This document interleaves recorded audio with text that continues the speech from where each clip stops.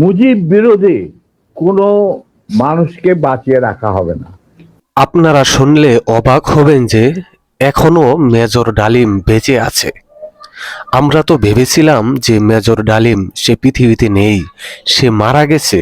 সে যদি বেঁচে থাকতো অবশ্যই কোথাও না কোথাও তাকে দেখা যেত, কিন্তু না, আমাদের ধারণা পুরাটাই ভুল হয়ে গেল। মেজর ডালিম এখনো বেঁচে আছে।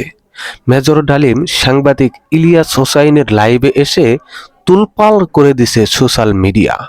পুরা বিটিএস এর রেকর্ড ভেঙে দিয়েছে।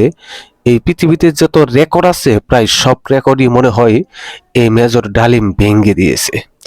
এত লং টাইমের একটা লাইভ হয়েছে, তাও মানুষ এত পরিমাণের দেখেছে যে আসলে অবাক কাণ্ড। এরকমই নাকি ঘটনা ঘটেছিল যখন শেখ মুজিবকে হত্যা করা হয়েছিল। আপনারা সবাই জানেন যে শেখ মুজিবকে হত্যা করেছে মেজর ডালিম, কিন্তু এই তথ্যটাও ভুল। উনি আসলে শেখ মুজিবকে হত্যা করেননি। সে যেরকম ভাবে পুঙ্খানুপুঙ্খানুভাবে তথ্য দিলেন, আপনি শুনলে অবাক হবেন। আপনারা দেখে আসতে পারেন ইলিয়াস হুসাইনের সেই লাইভ ভিডিওটা। সেখানে আপনি শুনলে অভিভূত হয়ে যাবেন যে আসলে এগুলো কি শুনছি, যে তখন কি হচ্ছিল দেশে। আপনারা সাধারণ মানুষ যারা ছিল তারা কোনোভাবেই অনুমান করতে পারছিল না। সেই গোপন গোপন তথ্যগুলো মেজর ডালিম প্রকাশ করেছে বহু বছর পর।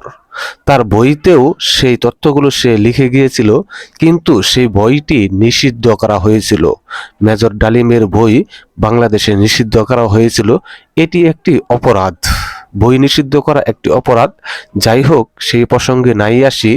তো মেজর ডালিমের বউকে অপহরণ করা হয়েছিল সেই তথ্য দিল, এবং জিয়াউর রহমান কিভাবে ক্ষমতায় এসেছিল সেই তথ্য দিল, এবং শেখ মুজিব এই দেশের জন্য কি করেছিল সেই তথ্যগুলোও দিল। আমি খুব অবাক চোখে তাকিয়ে দেখলাম। ভেবেছিলাম তাকে আর দেখতে পারবো না, সে পৃথিবীতে নেই, কিন্তু বহুদিন পর তার নাম শুনে আসছে কিন্তু দেখতে পারিনি। বহুদিন পর দেখতে পেরে খুব অবাক লাগলো। এখনো মনে হচ্ছে সে বয়স বেশি হয়নি, এখনো ইয়াং ইয়াং লাগছে।